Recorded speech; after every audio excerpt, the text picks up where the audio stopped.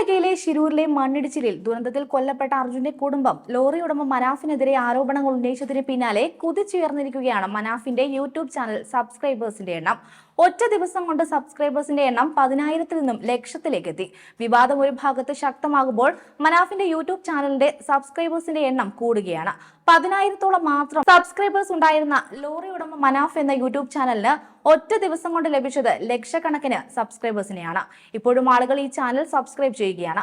നിലവിൽ 233K subscribers ആണുള്ളത്. 33 വീഡിയോകളാണ് ഇതുവരെ പോസ്റ്റ് ചെയ്തിരിക്കുന്നത്. നേരത്തെ 1000 വ്യൂസ് പോലും ലഭിക്കാതിരുന്ന വീഡിയോകൾക്ക് ഇപ്പോൾ ലക്ഷക്കണക്കിനാണ് വ്യൂസും ലഭിച്ചുകൊണ്ടിരിക്കുന്നത്. അർജുന്റെ കുടുംബം മനാഫിനെതിരെ ആരോപണം ഉന്നയിച്ചതിന് പിന്നാലെ വലിയ പിന്തുണയും മനാഫിന് ലഭിക്കുന്നുണ്ട്. സോഷ്യൽ മീഡിയയിൽ വലിയ ചർച്ചകളാണ് ഇതേക്കുറിച്ച് നടന്നുകൊണ്ടിരിക്കുന്നത്. 13 ദിവസം മുൻപാണ് ഈ ചാനലിൽ വീഡിയോ അപ്ലോഡ് ചെയ്തത്. അർജുനെ കണ്ടെത്തിയ ശേഷം വീഡിയോ ഒന്നും പോസ്റ്റ് ചെയ്തിട്ടുമില്ല.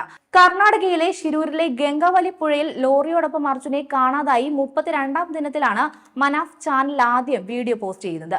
പുഴയിൽ തിരച്ചിൽ നടത്താനായി ബാർജ് അടക്കമുള്ള സംവിധാനങ്ങൾ സ്വന്തം നിലയ്ക്ക് സംഘടിപ്പിക്കാമെന്നും തിരച്ചിലിന് അനുമതി മാത്രം നൽകണമെന്നുമാണ് മനാഫ് വീഡിയോയിൽ പറയുന്നത്.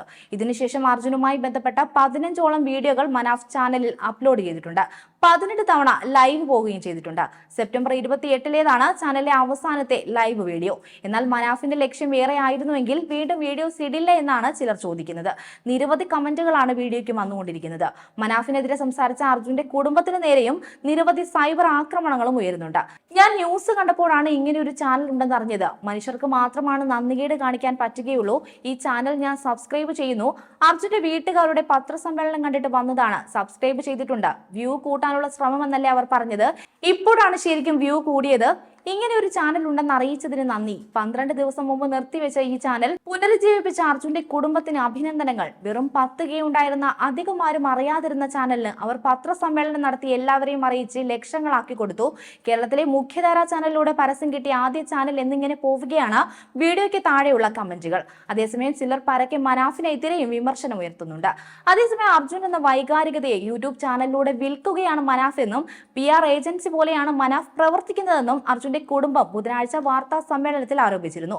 മനാഫ് അർജുന്റെ പേരിൽ ഫണ്ട് സ്വരൂപിക്കുന്നുണ്ടെന്നും അർജുന്റെ പേരിൽ യൂട്യൂബിന്റെ വ്യൂസ് കൂട്ടാൻ ശ്രമിക്കുന്നു എന്നതുൾപ്പെടെ നിരവധി ആരോപണങ്ങളാണ് അർജുന്റെ കുടുംബം ആരോപിച്ചത്. മനാഫിന്റെ പ്രവൃത്തികൾ തങ്ങളെ മാനസികമായി തളർത്തുന്നതാണെന്നും കുടുംബം കുറ്റപ്പെടുത്തിയിരുന്നു. സംഭവം നടന്ന ശേഷവും അവിടുന്ന് വീഡിയോ എടുക്കുകയും എന്നിട്ട് അവർ തമ്മിൽ 600 പേര് കാണുന്നുണ്ട്, 700 പേര് കാണുന്നുണ്ട്, അടിപൊളിയാണ്, സൂപ്പറാണ് എന്നൊക്കെയാണ് സംസാരിക്കുന്നത്.